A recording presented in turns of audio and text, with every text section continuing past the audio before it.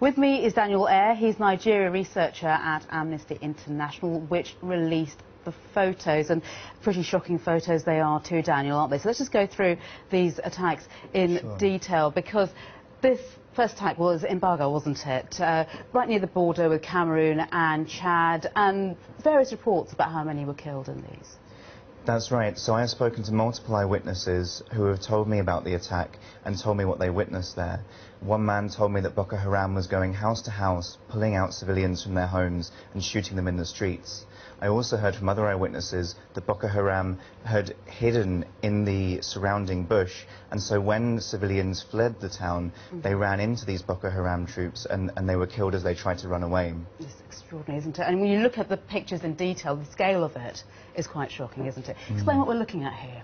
So this first image shows us the day before the attack, the 2nd of January, and in red we have vegetation highlighted, and you can see in between people's homes, shops and places of worship.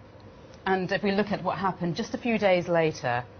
Yes, you can see some of the significant damage that's been done by Boko Haram. So this was in Baga town, where 620 structures were damaged or destroyed, and you can see the remains of some of them highlighted in the yellow area there. And this was just the first, wasn't it? Because then Dorogao, a nearby town, even more devastating attack here. Because again, these are the 4 pictures, aren't they?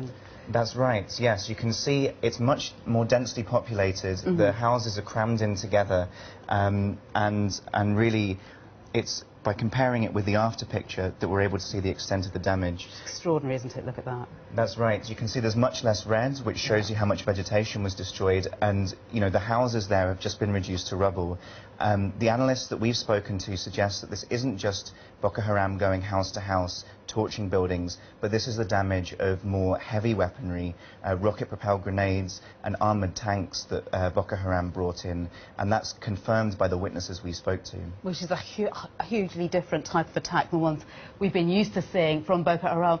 And that, of course, wasn't all, wasn't it? Because on Saturday in Maiduguri we had a suicide bomber there, a young girl.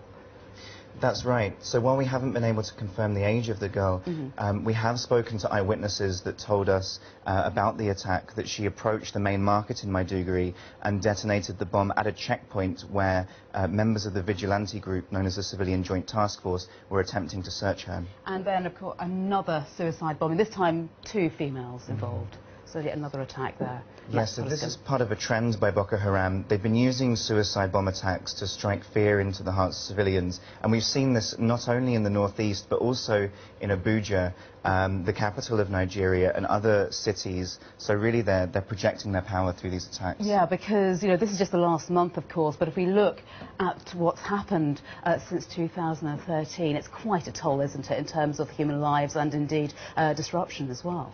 That's right. What we've done is try to document the escalation of the violence. We believe that in 2014 alone, more than 4,000 civilians were killed by Boko Haram, and these killings are war crimes and crimes against humanity. Which is an incredible total, isn't it? If you consider this is a group who, you know, a couple of years ago, people hadn't really heard of. Just remind us exactly who they are. I mean, this is their leader, isn't it? Yes, that's right. This is Abubakar Shekau, who's currently the leader of Boko Haram. And what we've seen them try to do is to carve out a territory in northeast Nigeria where they exercise exclusive control. And although hundreds of thousands of civilians have fled from Boko Haram attacks, there are still civilians that remain in these areas. And we've documented that these civilians have been subjected to torture, to imprisonment. We've documented cases of forced marriage and also the recruitment and use of child soldiers, all crimes under international law. Absolutely terrifying, isn't it? And this, of course, all happening just ahead of an election, and that could leave people disenfranchised, of course. That's right. So the civilians that remain under Boko Haram control, it's not clear how they're going to be able to vote. The government is making efforts to ensure that IDPs are able to vote in the elections. But what's clear is that this is going to be a very tense time for Nigeria. Indeed. Daniel, thank you.